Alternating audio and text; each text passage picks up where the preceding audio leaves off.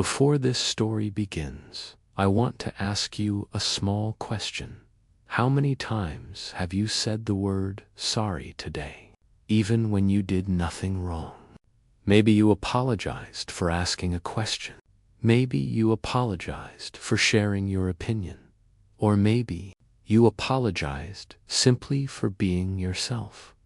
For most of my life, I thought saying sorry meant I was being polite. But one evening, during a simple dinner with friends, I realized something that changed everything.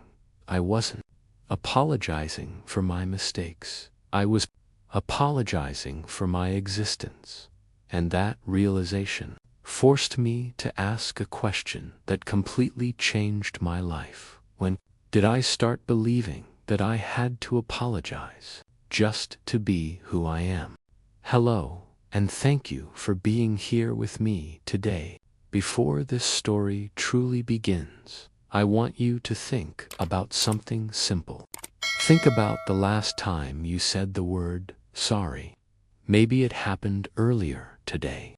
Maybe you said it when you accidentally stepped in someone's path, or when you asked a question during a conversation. Perhaps you even apologized for something that did not require an apology at all. For many of us, the word sorry has become almost automatic. It slips into our sentences quietly, like a habit we barely notice. Sometimes we say it so quickly that we do not even pause to think about why we are saying it. For most of my life, that word followed me everywhere. My name is Alan, and for years I apologized for almost everything. I apologized when I asked questions in class, even when the question was thoughtful and reasonable. I apologized when I shared an opinion that sounded slightly different from what others believed. I apologized when I took a little too long to finish a task, as if time itself belonged to someone else. Sometimes I even apologized simply for speaking too much during a conversation, even though the people around me were listening willingly. At first, these apologies seemed harmless. In fact, people often described me as polite, respectful, and considerate. Teachers appreciated that I never interrupted the class or challenged their authority. Friends said I was easy to talk to because I rarely argued with their opinions. Relatives often praised me for being calm, obedient, and cooperative. From the outside, it looked as if I had developed the perfect personality for peaceful relationships. But what none of us realized at the time was that those constant apologies carried a quiet message, a message that slowly shaped the way I saw myself and my place in the world. Each apology whispered the same idea to my heart. Much, you are inconvenient. You should take up less space. At first, I did not notice how deeply those thoughts were growing inside me. They did not appear suddenly or dramatically. Instead, they arrived slowly, almost invisibly, like small drops of water falling into a container, one drop at a time. A single drop might seem insignificant, but over time, the container fills. In the same way, each unnecessary apology added another quiet message to the way I understood myself without realizing it.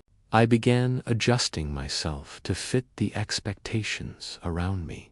If my ideas sounded too strong, I softened them before sharing them. I learned to introduce my thoughts carefully, often beginning with phrases like, "I might be wrong, but," or "sorry if this sounds strange." These small words acted like cushions, protecting others from the possibility that my ideas might challenge theirs. If my dreams sounded too ambitious, I made them smaller when describing them. Instead of speaking about what truly excited me, I simplified my goals so they would seem more practical and less likely to invite criticism. If my feelings seemed inconvenient to others, I quietly hid them. When I felt hurt, I convinced myself that it was probably not important enough to mention. When I felt passionate about something, I sometimes pretended that it did not matter very much. I did not shout or rebel or challenge the world around me. Instead, I learned to disappear in ways that looked polite. I became skilled at stepping back, letting others speak first, letting others decide, letting others occupy the space I quietly gave away. I became smaller, and I called it kindness for a long time. I believed that this behavior made me a good person. After all, society often rewards people who are easy to manage. Quiet students are praised in classrooms because they do not interrupt lessons. Agreeable co-workers are valued in offices because they avoid unnecessary conflict. People who adapt easily to others are often described as pleasant, easygoing, or cooperative. These qualities are not negative by themselves. Kindness and respect are valuable parts of healthy relationships.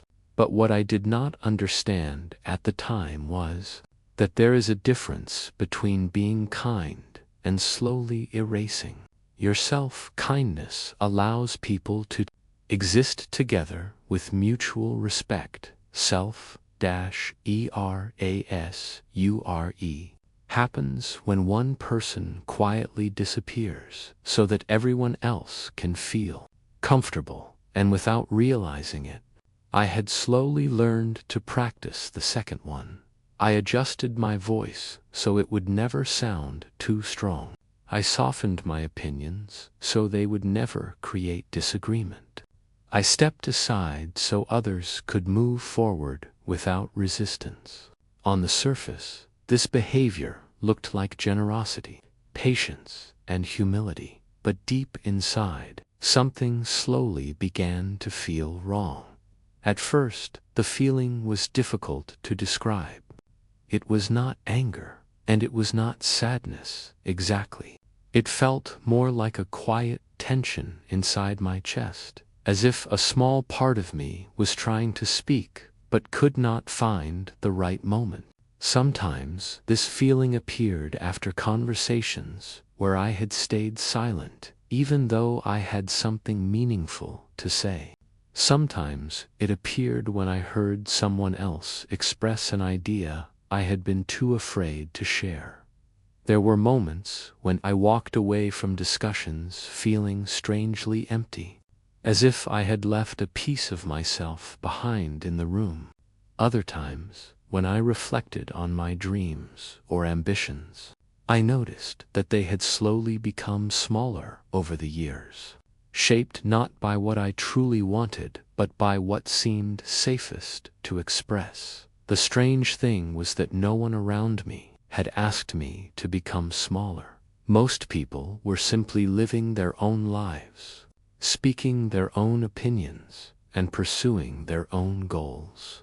The expectations I felt were often ones I had quietly created in my own mind, and yet the habit of apologizing for everything continued. Sorry for asking. Sorry if this sounds strange. Sorry for taking your time. Each apology sounded polite and harmless, but together they created a pattern where my presence always seemed to require permission, a pattern where my voice entered every conversation carefully, as if it needed approval before it could exist. For years, I did not question this pattern. It simply felt like part of who I was, but slowly, quietly, something inside me began to notice the cost of living this way. To understand why I apologized so often, I eventually had to look back at where those habits began. For a long time, I assumed they were simply part of my personality. I told myself that I was naturally polite, naturally careful with my words, and naturally concerned about how others felt. But as I began reflecting more honestly on my past, I realized that these habits were not simply personality traits. They were learned behaviors, shaped quietly over many years by the environment in which I grew up.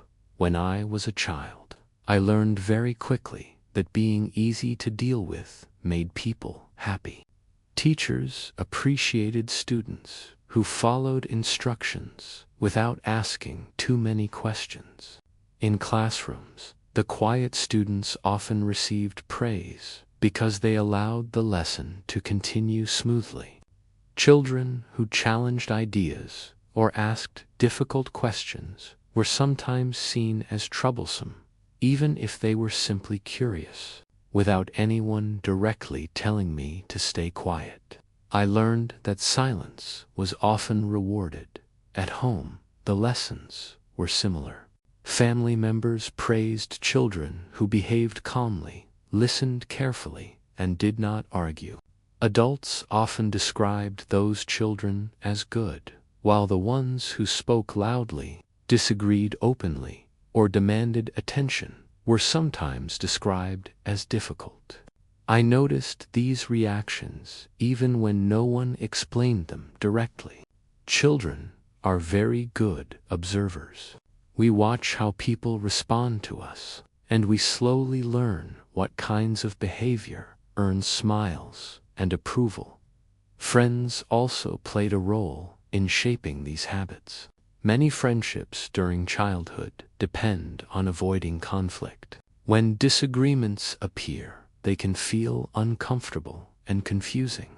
So it often seemed easier to agree with others than to risk an argument. When I avoided disagreements, conversations stayed peaceful and everyone remained comfortable.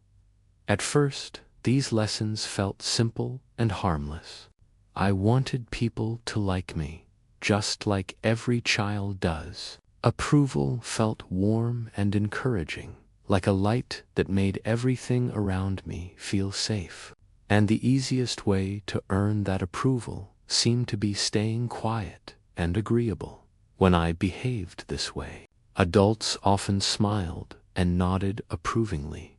"You're such a good kid," they would say. "You're so easy to handle. You never cause trouble."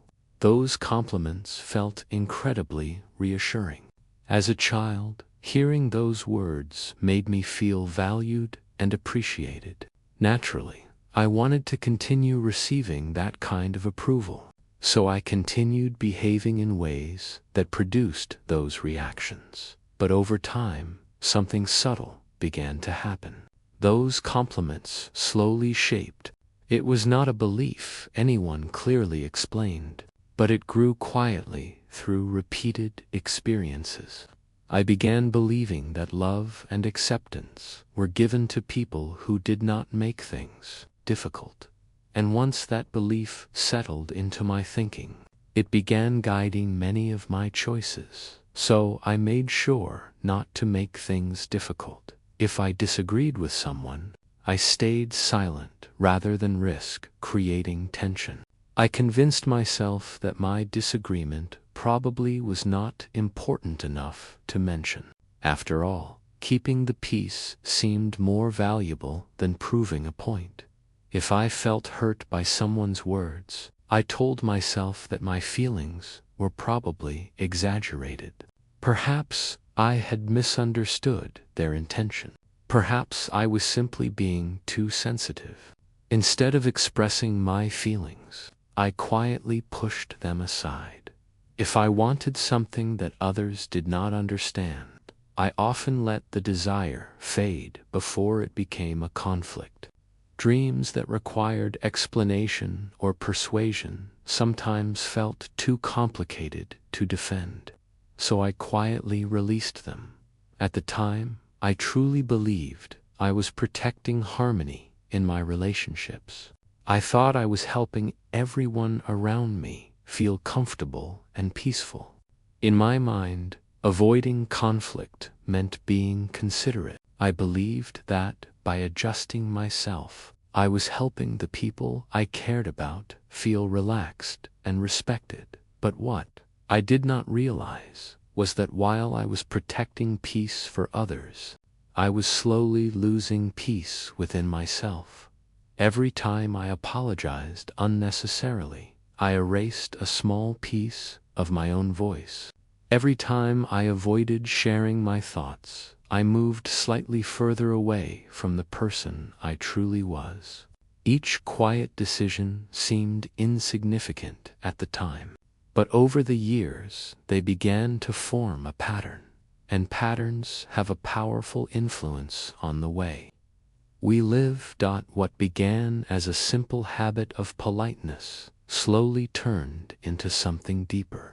I became careful not only about what I said, but about how much space I occupied in conversations and relationships.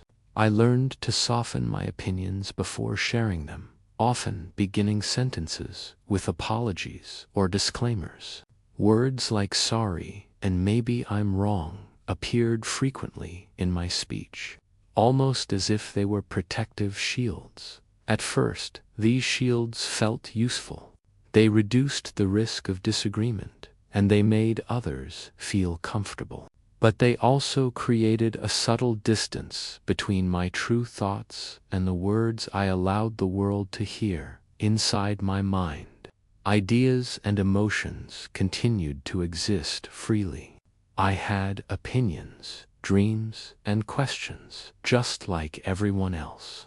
But when it came time to express them, I often edited them carefully, removing anything that might create discomfort over time.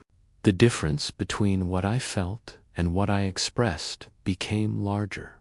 The more I adjusted myself to maintain harmony around me, the more I noticed a quiet tension growing inside me. It was not loud or dramatic. It appeared in subtle ways, a feeling of hesitation before speaking, a moment of doubt before sharing an idea, a habit of apologizing before my thoughts even left my mouth. I had become skilled at maintaining external peace, but I had not yet learned how to maintain peace within myself. And as the years passed, those small, erased pieces of my voice slowly added up. By the time I reached adulthood, I had become someone who could move smoothly through social situations, someone who rarely caused conflict and rarely demanded attention. People often described me as thoughtful, patient, and kind. But hidden beneath that calm surface was a quiet question I had not yet learned to ask. At what point does kindness toward others begin to become silence toward yourself? The moment that changed everything arrived unexpectedly during a casual dinner with a group of friends. It was not planned, and there was nothing dramatic about the evening when it began. In fact, if someone had asked me earlier that day whether anything meaningful would happen that night, I would have confidently said no. It felt like any other ordinary gathering, the kind of evening people share simply to relax, laugh, and enjoy each other's company.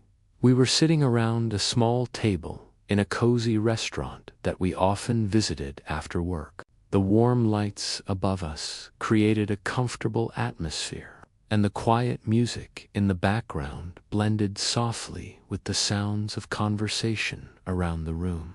Plates of food were placed in the center of the table, and glasses occasionally touched with a soft clink as someone made a light-hearted toast. The conversation flowed easily.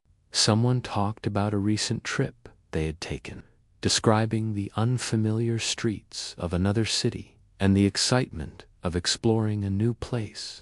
Another friend shared a story about a challenging week at work, and we all laughed at the small frustrations that seemed so important in the moment but became humorous when told as a story. Like many evenings with friends, the topics moved naturally from one subject to another: work, travel, relationships, future plans. There was nothing unusual about it. It was the kind of relaxed conversation where people speak freely without thinking too carefully about their words. At one point, someone turned toward me and asked a simple question. "So what about you? What are your career goals these days?" The question was ordinary, but it caught my attention because it touched something I had been thinking about for a long time. For several years, I had quietly carried a dream in my mind, an idea for a project that felt creative, meaningful, and deeply connected to who I was. It was something I had imagined many times, but had rarely spoken about openly. For a moment, I hesitated.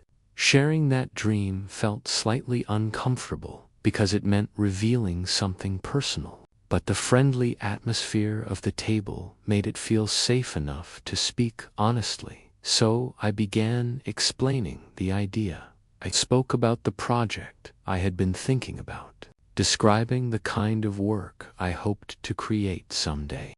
I explained why it mattered to me and how it connected to the things that inspired me most. As I spoke, I could feel a small sense of excitement returning. The kind of excitement that appears when you talk about something you truly care about. But before I even finished explaining my thoughts, one of my friends made a joke. It was not a cruel joke. In fact, it was delivered in the same playful tone that filled the rest of the evening. Everyone laughed, including me. From the outside, the comment sounded harmless. Just another moment of casual teasing between friends. And yet, for some reason, the joke touched something sensitive inside me. Perhaps it was the way the words were said. Perhaps it was the sudden shift from speaking seriously about something meaningful to hearing it turned into humor. Whatever the reason, the moment created a small feeling of vulnerability that I did not fully understand. And without thinking, I said the words that had become so familiar in my life. "Sorry." I know it probably sounds silly. The sentence left my mouth almost automatically, as if it were a reflex rather than a decision. No one reacted strongly to the apology. The conversation continued naturally. Someone changed the subject. Another person added a new story. And soon the moment disappeared into the flow of the evening. But even though everyone else moved on quickly, I did not. Those few words I had spoken stayed in my mind long after the dinner ended. As we left the restaurant and said our goodbyes on the sidewalk, the laughter and conversation gradually faded, but the thought remained with me. Why had I apologized for my dreams?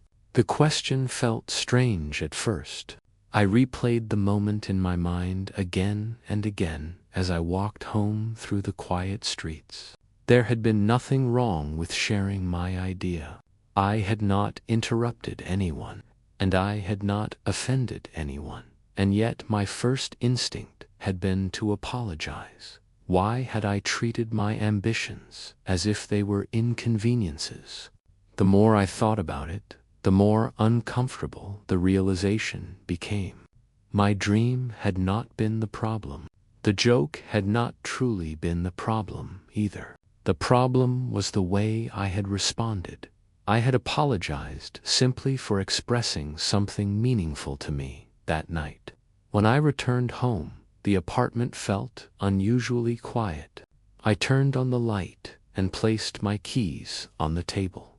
But instead of continuing my usual evening routine, I found myself standing in front of the mirror near the entrance. For several minutes, I simply stared at my reflection.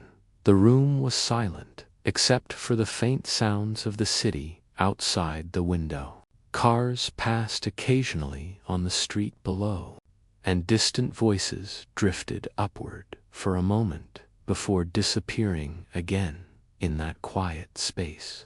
The moment from dinner returned to my mind once more. Then a question appeared, a question that felt surprisingly difficult to answer. When did I learn to apologize for wanting to become myself? The question seemed simple, but the more I considered it, the deeper it became.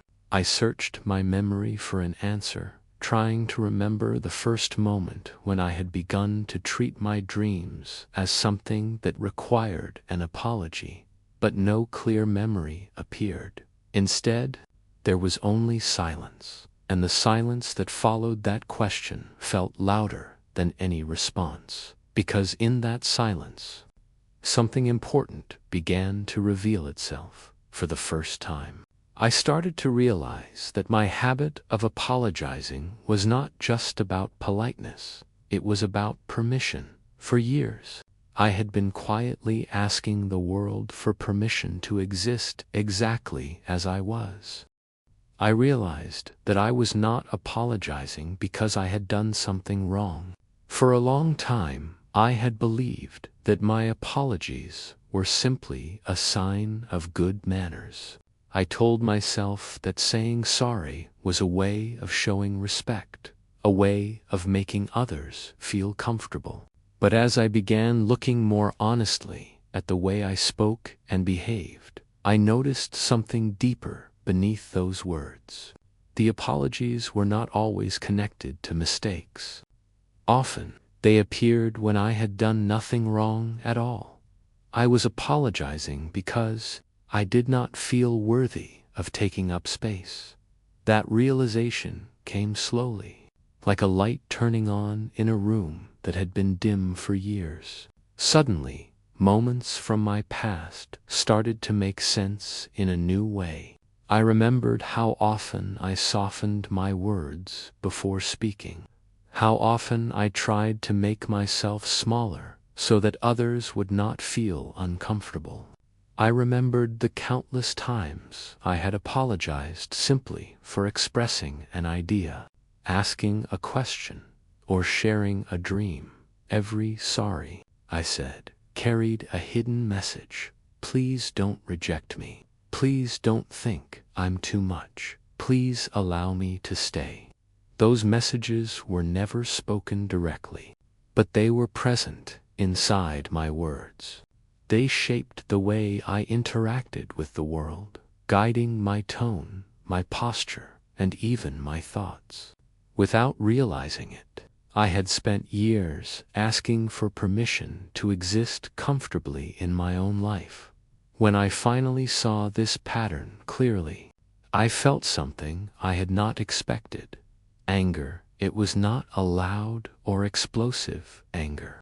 It was quiet and steady, like a deep breath, and the anger was not directed at the world around me.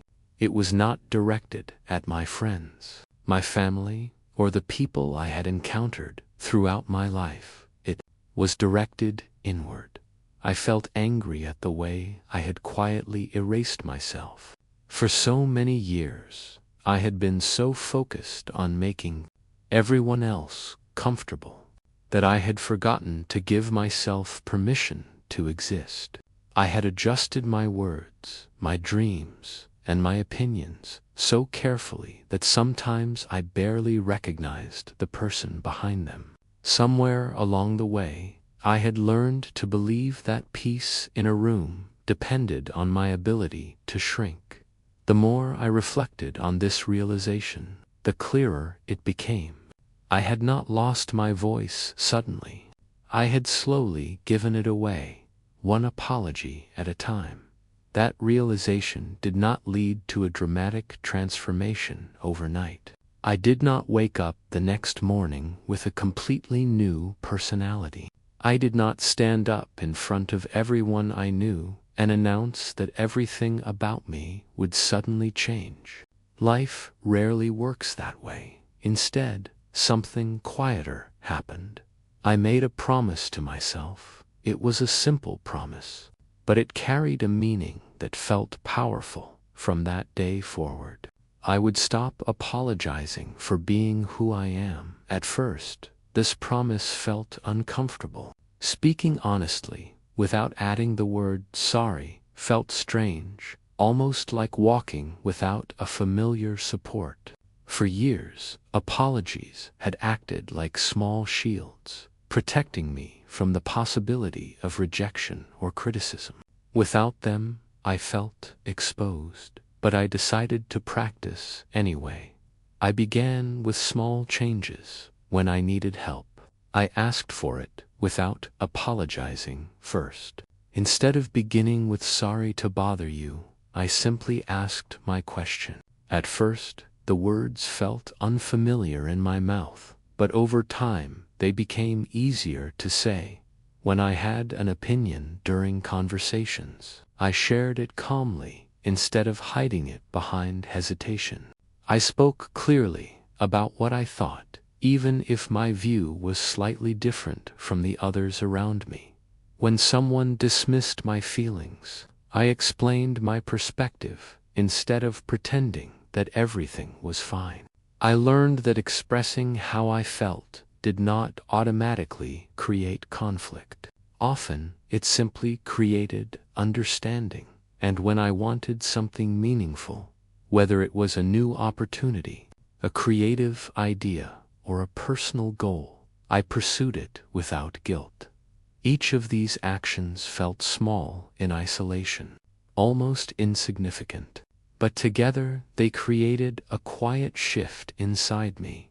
For the first time in many years, I began to feel a sense of worth growing within my life.